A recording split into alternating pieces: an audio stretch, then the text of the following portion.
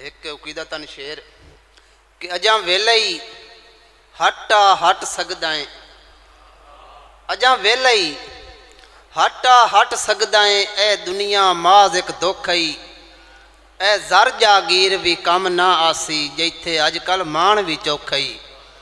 ते भुला ना वत साले मैशर दा, भला सफ़र कोई एडा सौखा ही। अल्लाह अपने फर्ज तो बख्श छुड़े सी, मखलूक दा हक बहु औखा ही।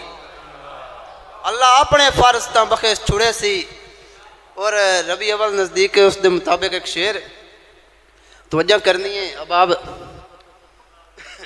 कि ओदे नाल जो हर एक रंग होया, उच जिक चूं दिसदा आपे। ओदे नाल जो हर एक रंग होया, उच जिक चूं दिसदा आपे। डाडी सजण नूं मिलण दी छिक रखदा है, ओदी छिक चूं दिसदा आपे। ते सिख दीद दी सालिस हर नूं है, नित सिख चूं दिसदा आपे। पहले हिक चूं हिक नूं हिक करके, उस हिक चूं दिसदा आपे।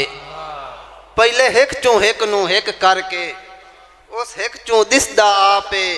और जितनी भी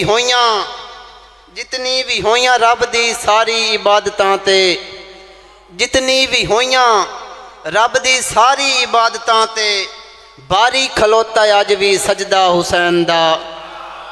बारी खलोता अज भी सजदा हुसैन दा।